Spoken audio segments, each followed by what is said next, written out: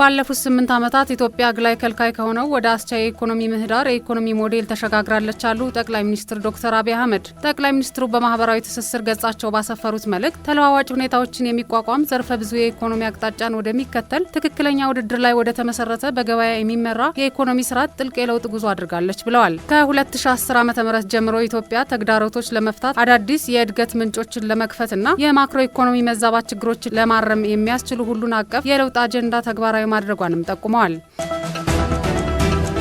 የሪፎርም ስራዎች የጸጥታ ተቋማትን ችግር ወደ ድል እንዲቀይሩ አስችለዋል አሉ ምክትል ጠቅላይ ሚኒስትር ተመስገን ጥሩነህ። የጸጥታና ደህንነት ተቋማት ቅንጅት ለሀገራዊ ሰላምና ደህንነት በሚል መሪ ሀሳብ ብሔራዊ የደህንነት ኮንፈረንስ ተካሂዷል። በኮንፈረንሱ ላይ የተሳተፉት ምክትል ጠቅላይ ሚኒስትሩ በማህበራዊ ትስስር ገጻቸው ባስተላለፉት መልእክት ምርጫው ዲሞክራሲ የሚጸናበት ታሪካዊ ምዕራፍ እንዲሆን የጸጥታ ተቋማት ኃላፊነታቸውን በቁርጠኝነት እንደሚወጡ ያላቸውን የጸና እምነት ገልጸዋል።